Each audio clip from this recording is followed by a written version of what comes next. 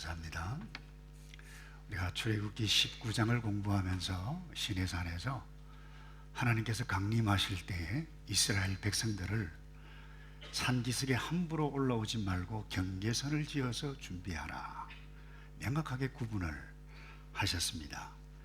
그리고 준비 작업을 한 다음에 하나님께서 이스라엘 백성들에게 그들에게 특별히 십계명을 주시고 율법을 주십니다. 그래서 오늘 출애굽기 20장에는 이 십계명에 관한 말씀이 나오는데요, 여러분, 오래전 과거나 지금이나 이 적지 않은 사람들이 이 십계명과 율법에 대해서 오해를 하는 사람들이 많습니다. 첫 번째 오해는 이것입니다. 이 시대가 어느 시대인데 그 십계명과 율법은 구약 율법 시대의 것인데 오늘날 그건 소용이 없다는 것입니다. 예수님 때문에 구원을 얻었는데 무슨 십계명이 필요해? 이렇게 생각하는 사람들이 어제도 있었고 오늘도 있어요. 이것을 이른바 무율법주의자들이라 그렇게 합니다. 그런 이 성경적인 것이 아니에요. 근데 또 하나 오해는 이 부분입니다.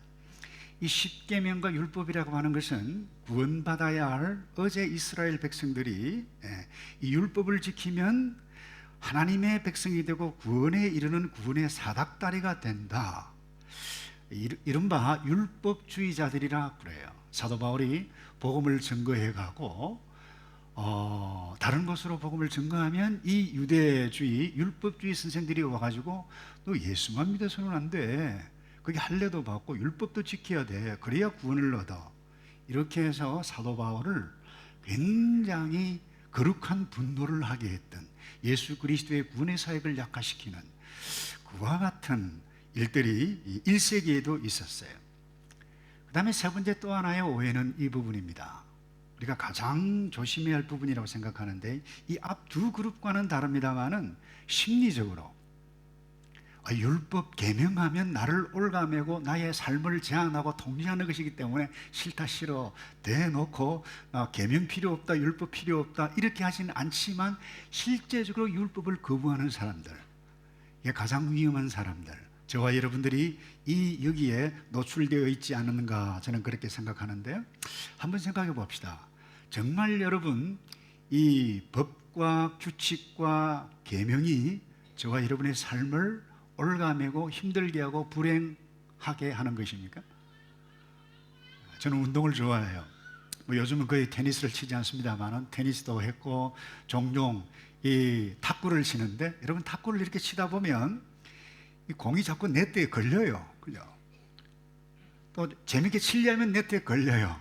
그래서 둘이서 짜고, 이 네트 이 성가신데 그냥 치워버리자.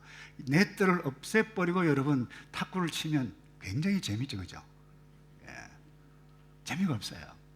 규칙이 필요합니다. 운동 경기에도 규칙이 필요하고 법이 필요하고, 그 어떤 사회든지 그 어떤 영역에 있어든지 규칙과 법과 계명이 있어야 질서가 세고, 특별히 운동 경기는 그래요. 그 규칙이 있어야 동기부여가 돼요. 그 규칙에 의해서 승리를 하고 기쁨을 얻고 흥미가 있고 그런 거예요.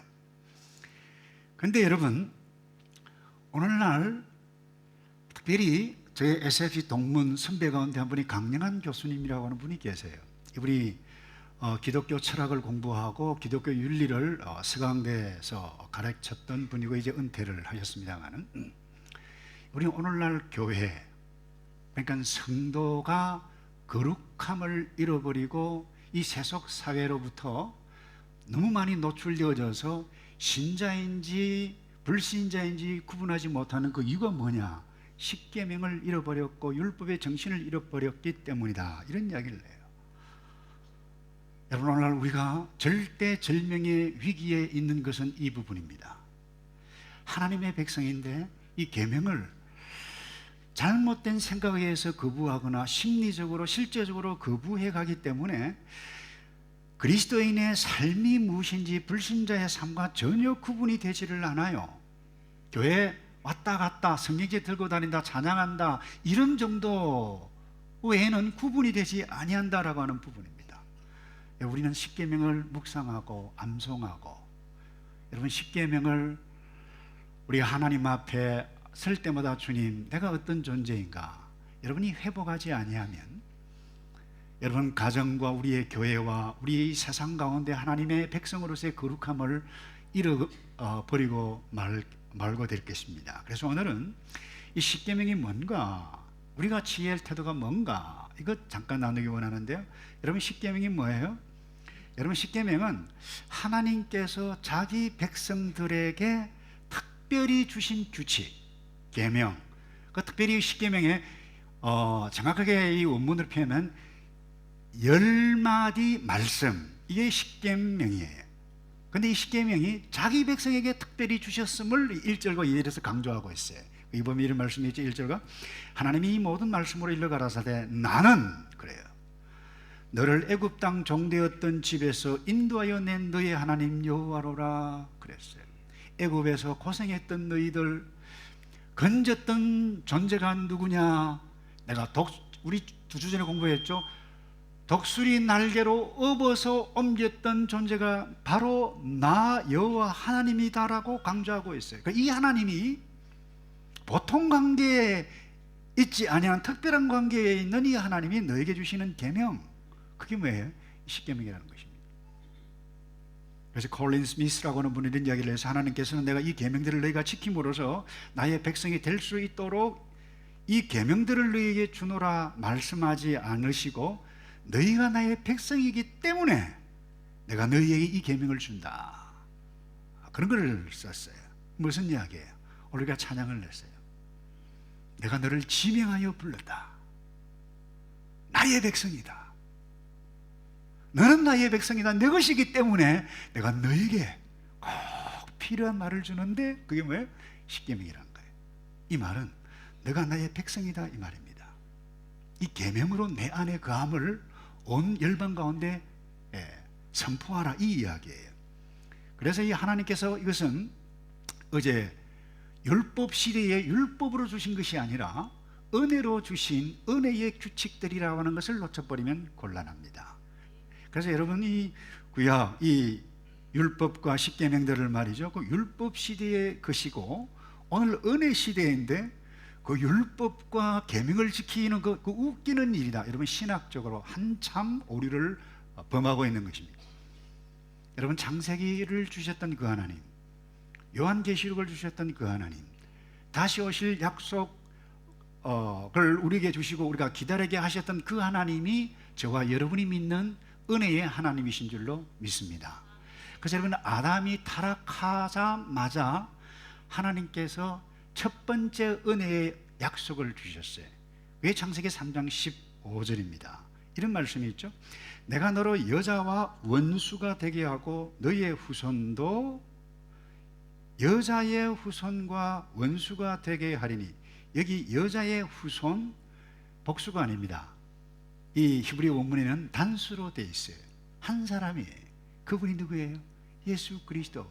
여인의 후손이 와서 뱀 사탄을 밟아 없앨 것이다 라고, 그리고 여자의 후손은 내 머리를 상하고 너는 그 발꿈치를 상하게 할 것이라, 영적 전쟁이 일 것을 이야기하는데 반드시 여인의 후손이 승리할 것을 처음으로 보여주신 복음, 은혜의 복음, 이게 뭐예요? 그 신학자들은 이 창세기 13장 15절을 원시 복음이라 그렇게 이야기를 해요. 뭐예요? 이 사탄을 멸망시킬 구세주에 대한 첫 번째 은혜, 약속, 복음, 그것이 오늘 이 말씀에 창세기부터 나타났다는 것입니다. 이 하나님의 이 약속이, 그래서 셋과 노아와 아브라함과 이어서 이스라엘 백성들, 그 백성들에게 계속해서 약속을 주셨고, 여러분 오늘 출애굽기 20장에 와서 그 백성들이 은혜로 주셨던 계명들, 말씀들이 뭐예요? 십계명이라고 하는 사실입니다. 율법을 주셨어요. 그런데 여러분, 이 계명이 우리를 못 살게 구는 것인가요? 만약에 여러분들이 그와 같은 심리적인 생각을 가지고 있다라고 하면, 아, 주님, 내가 성령이 더 충만해야 되겠습니다. 내가 사탄과 접속을 많이 하고 내가 때가 많이 묻었네요. 여러분, 이렇게 생각을 하셔야 돼요. 그래서 이 십계명이 무엇입니까? 하나님의 성품이 반영되어진 것입니다. 그래서 여러분, 이 십계명이라고 하는 것은 하나님이 어떤 분인가, 하나님이 어떤 성품인가, 그래서 이 하나님의 성품을 잘 드러내고 있는데 또 어떤 학자는 그래요. 이 계명은 단지 이스라엘 백성들에게 주었지만 이것은 대표적으로 주었지. 그래서 특별히 1계명을 여러분들이 한번 보실까요? 1계명에 보면 너는 나 외에는 다른 신들을 내게 있게 말지니라. 이 너 그랬어요. 단수에, 물론 이스라엘 백성들 전체를 두고 단수로 표현했다고 보는 것이 1차적으로 맞아요. 그런데 어떤 학자는 그래요. 이 이스라엘 백성들을 통해서 모든 인생들, 하나님 앞에 지음을 받은 하나님의 형상을 지니고 있는 모든 존재가 단독자로 하나님 앞에 서서 이 말씀을 받을 때만이 인생의 진정한 온전한 행복을 누려갈 수 있다. 그런 의미로 대표적으로 이스라엘 백성들이 이 계명을 주셨다라고 하는 부분입니다. 그 첫 번째 계명이 뭐예요? 너는 나 외에는 그 어떤 신도 있게 하지 말라는 것입니다. 무슨 이야기예요? 하나님 말고 다른 우상을 섬기면 망한다라고 하는 부분입니다. 그 우상이 뭐예요? 여러분, 이 이스라엘 백성들 이 우상하면 그 당시는 그 애굽 땅에 있었을 때에 섬겼던 뱀 10가지 재앙이 있잖아요. 개구리, 이 모든 것들이 우상들이었어요. 신들이었어요. 대표적인 이 팔레스타인 지역의 신들이 남신이 있었는데 그게 바알이에요. 풍요의 신이에요.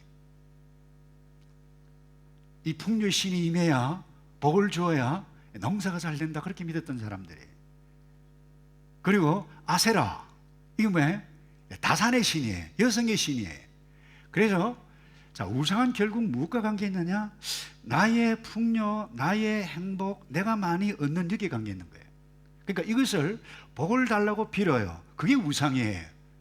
그것도 형상을 만들어 놓고. 네.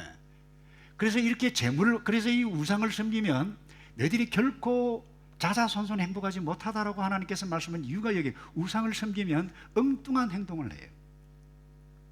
자녀들을 갖다 바칩니다. 제물로 복 달라고 말해요. 그게 몰록신이에요. 뿐만 아닙니다.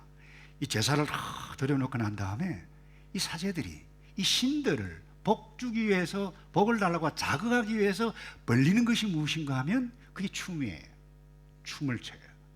그래서 어떤 기독교 문화 인류학자는 이 춤의 기원, 특별히 아주 섹시한 그 춤의 기원이 어디에서 나왔느냐? 이 이방 종교 제단에서 나왔다는 것입니다. 물론 세속학자들은 그렇게 생각하지 않아요. 춤이 어디에서 비롯되느냐? 노동에서 비롯됐다. 그래서 일을 하면서 노래를 부르면서 이게 춤이 되었다 그러는데요. 여러분, 이 기독교 문화 인류학자 굉장히 의미심장한 것들을 우리에게 가르쳐주고 있어요. 그래서 여러분, 춤을 너무 좋아하지 않기를 바랍니다. 와, 춤 잘 추네, 섹시하네. 그러니까 결국 이것과 관계 있어요. 우상, 나의 쾌락과 관계 있다라고 하는 부분입니다. 그렇기 때문에 하나님만을 섬기지 아니하면 도덕과 윤리가 잘못되고 우리의 삶과 가정과 자자손손 잘못된 윤리로 나타날 수 있다라고 하는 부분. 그래서 첫 번째 계명이 뭐예요? 하나님만을 섬기라.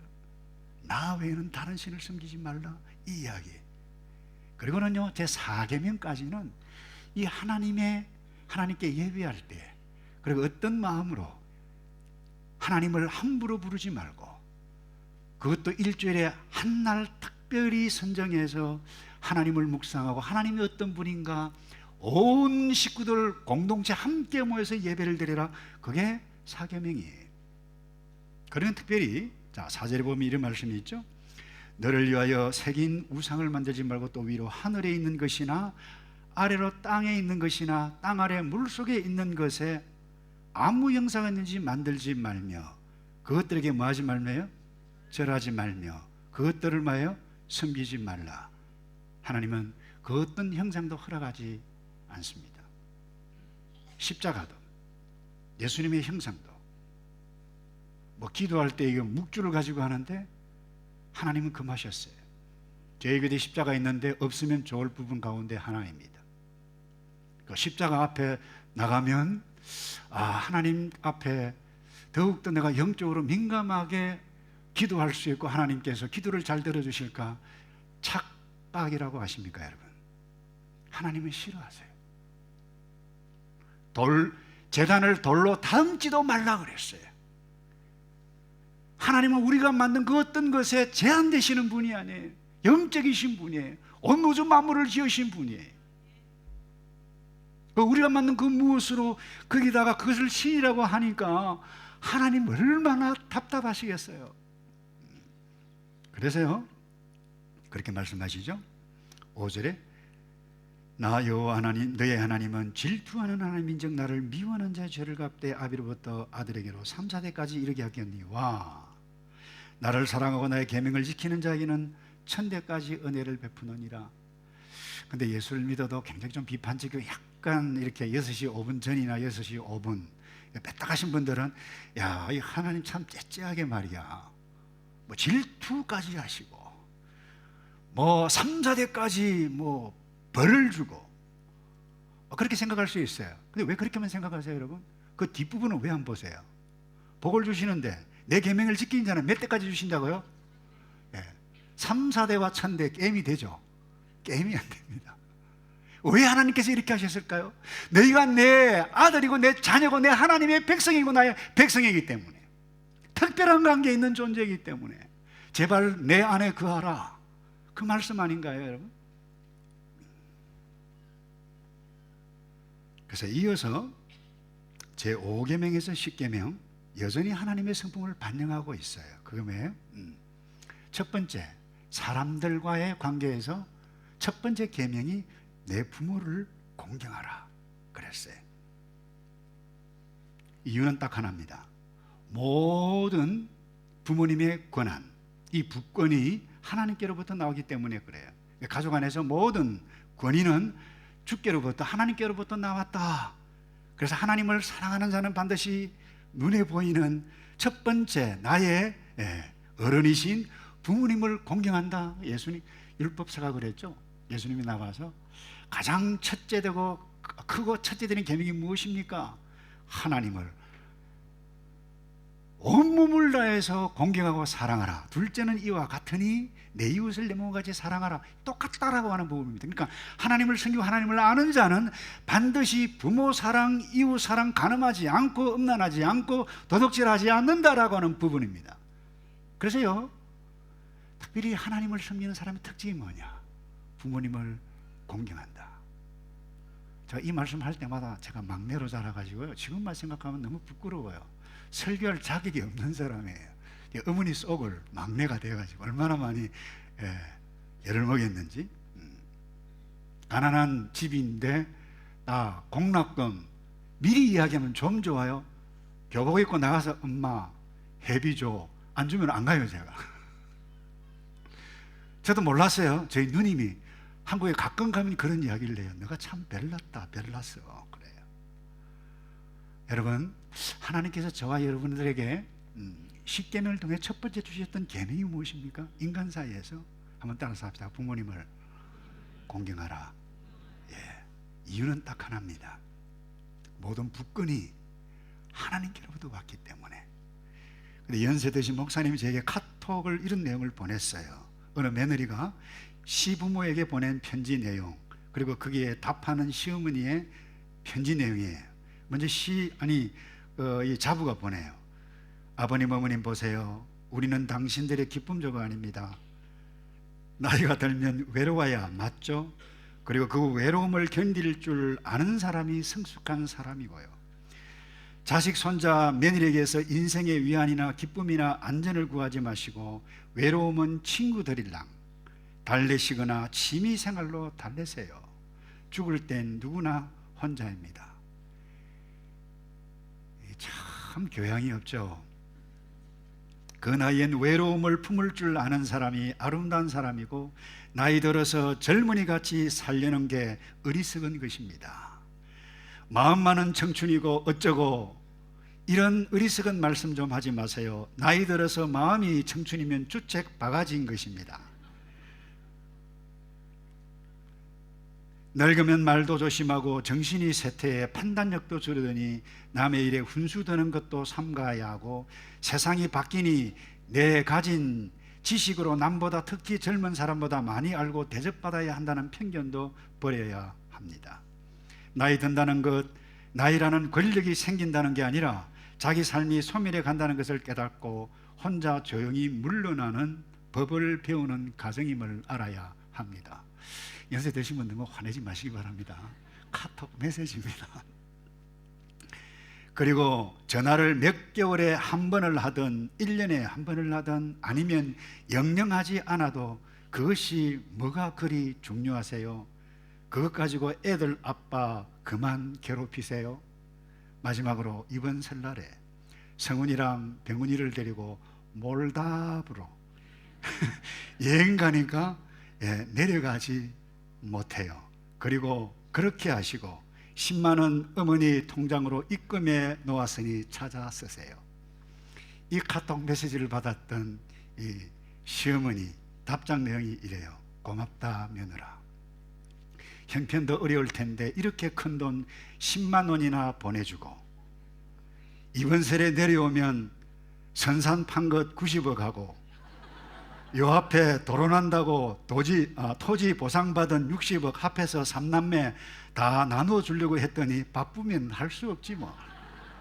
어쩌겠냐. 둘째하고 막내딸에게 반반씩 갈라주고 말란다. 내가 살면 얼마나 더 살겠냐. 여행이나 잘 다녀오거라. 네.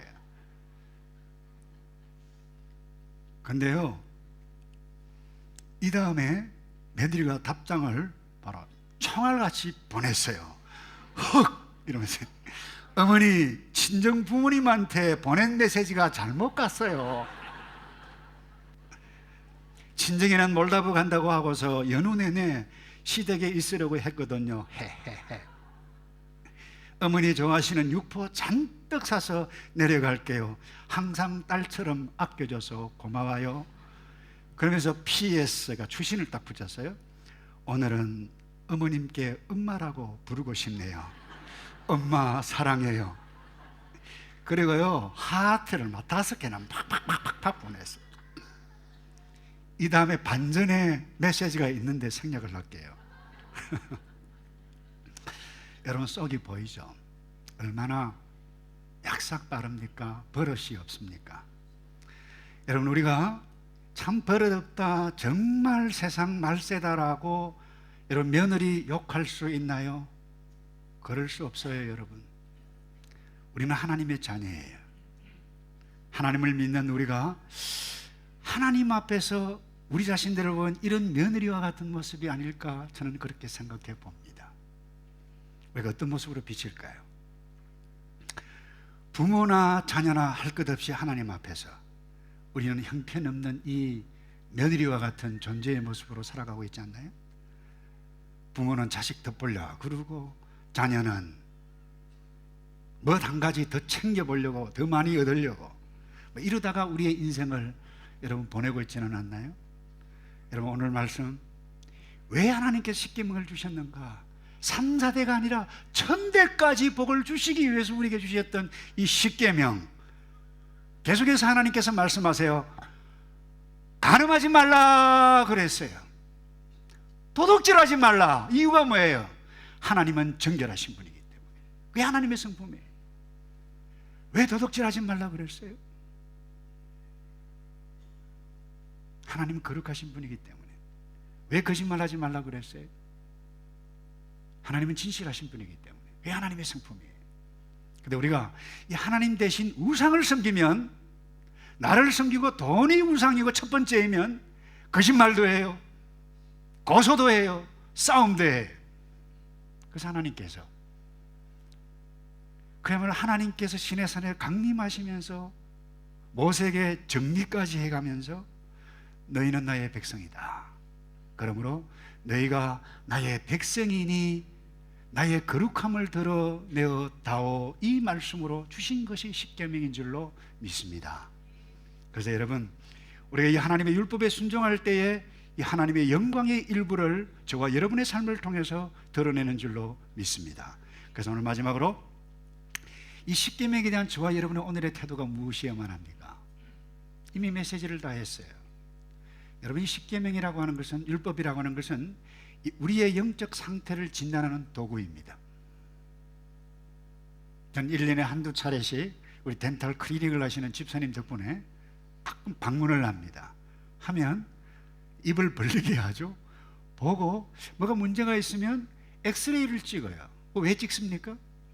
문제가 무엇인지 정확하게 보고 난 다음에 치료를 하기 위해서 그렇게 하는 거죠.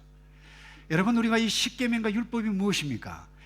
우리가 이 계명 앞에 딱 나가게 되어지면 무엇이 문제인가, 약한 부분이 무엇인가, 잘못되어 있으니 무엇인가 진단하는 채널이 뭐예요? 계명이가 아하, 내가 잘못되었구나.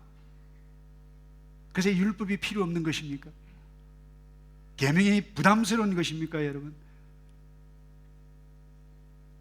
사도 바울이 로마서 7장 7절에 이렇게 말씀하셔서 그런즉 우리가 무슨 말을 하리요? 율법이 죄냐? 그럴 수 없느니라. 율법으로 말미암지 않고는 내가 죄를 알지 못하였으니 곧 율법이 탐내지 말라 하지 아니하였다면 내가 탐심을 알지 못하였으리라. 이것이 죄인 줄 깨닫게 되신다라고 하는 부분입니다.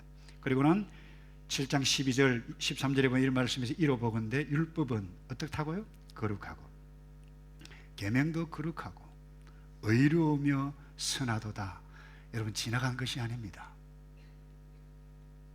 그래서 여러분, 이 계명과 율법은 어제의 것이고 지나간 것이고 우리를 부담스럽게 하고 나의 삶을 올가매고 여러분 잘못된 신학적인 오류를 범하고 있는 것입니다. 근데 지키지 말아야 할 법이 딱 하나 있어요. 그 무엇입니까? 제사법, 의식법입니다. 우린 제사를 더 이상 드릴 필요가 없어요. 예수님께서 어린 양 실제로 오셔서 십자가에 피 흘려 돌아가셔서 하나님의 말씀에 100% 순종해서 원수를 파괴했어요. 원수를 이기셨어요. 뿐만 아니라 부활 승천하시고 우리에게 새로운 영을 주셨네요. 성령이 부드러운 마음을 주셨어요. 예수께서 하신 일을 믿고 이 성령을 받은 자는 하나님의 영으로 계명의 정신, 율법의 정신을 쫓아서 더욱더 신실하게 계명을 쫓아 살아가는 거룩한 새 언약의 백성, 그것이 오늘날 우리의 교회인 줄로 믿습니다.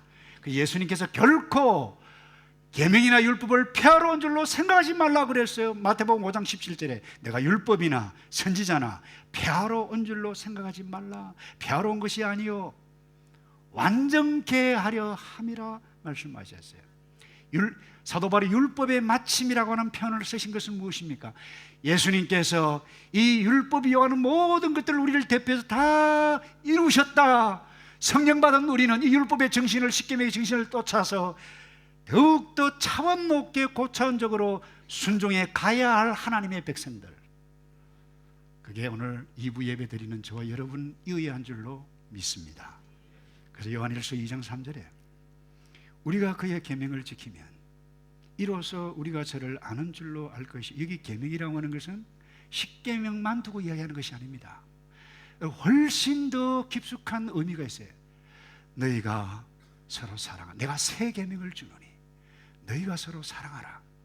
너희가 사랑하면 이 세상에 있는 모든 사람들이 너희가 사랑하는 그것으로서 너희가 내 제자인 줄을 알래. 이 말은 뭐예요? 내가 서로 사랑함으로 나의 거룩함을 드러내느니라. 우리가 저를 아는 줄로 알 것이라 그래서요. 말씀을 맺습니다. 사랑하는 성도 여러분, 십계명을 암송하고 묵상하고 율법의 정신을 쫓아 새롭게 순종해가 내 죄를 위해서 피 흘려 돌아가신 예수 그리스도, 살찢고 피 흘리신 그 의미가 무엇인가? 우리의 거룩한 존재가 되지 아니하면 하나님 앞에 설 수 없는 존재이기에 예수님께서 피 흘려 돌아가셨어요. 그래서 오늘 저희들은 이제 성만찬을 하게 되어질 텐데, 여러분, 성만찬의 의미가 굉장히 중요합니다. 이 떡은, 이 빵은 너희를 위한 나의 몸이다 그랬어요. 예수님께서 몸을 찢으셔서 우리가 나음을 얻은 줄로 믿습니다. 예수님께서 십자가 피를 흘리심으로 우리의 어제의 모든 죄악이 깨끗하게 사해졌고, 따라서 합시다. 나는 거룩하게 되었습니다. 여러분 믿습니까? 그래서 이것을 감사함으로 우리가 특별히 세례를 받고 이 언약의 공동체 안에 주님 나를 택해 주시고 나를 불러주신 것을 감사합니다. 이와 같은 믿음의 고백을 한 그분들 이 성만찬에 참여해 주시면 좋겠고요. 혹 예수를 믿지만 세례를 받지 않았다라고 하면 세례를 받고 다음에 이 성찬 테이블에 함께 해주시면 좋겠습니다. 제가 기도하겠습니다. 아버지 감사합니다. 예수 그리스도가 내 죄를 위해서 피 흘려 돌아가셨다라고 하는 것 믿어지게 해주신 것을 감사합니다. 거룩한 성자가 되었사오니 이제 성자로 성도로 살아갈 수 있도록 우리를 꼭 도와 주시옵소서. 저희들이 떡과 잔을 뗄 때 내가 얼마나 거룩했는가, 거룩함을 드러내고 있는가 회개하고 반성하며 주님, 내가 다시 힘을 얻어 새롭게 거룩하게 살겠습니다. 말도 조심하겠습니다. 손과 발 함부로 움직이지 않겠습니다. 가야 할 곳 가겠습니다. 먹어야 할 음식만 먹겠습니다. 부족합니다. 그러나 주님 도와주십시오. 결단하는 기도를 해가면서 하나님 이 성찬 테이블에 참석하기를 원합니다. 우리를 도와주시옵소서. 예수 그리스도 이름으로 기도하옵나이다. 아멘. 우리 조용히 기도하는 마음으로 우리 찬송을 하시면서요 주의 확실한 약속의 말씀을 듣고 주만 믿으면 구원을 얻으리라. 우리 먼저 우리 찬송을 하시면서 분명분잔위원 먼저 떡과 잔을 떼고 우리 함께 나누도록 그렇게 하겠습니다.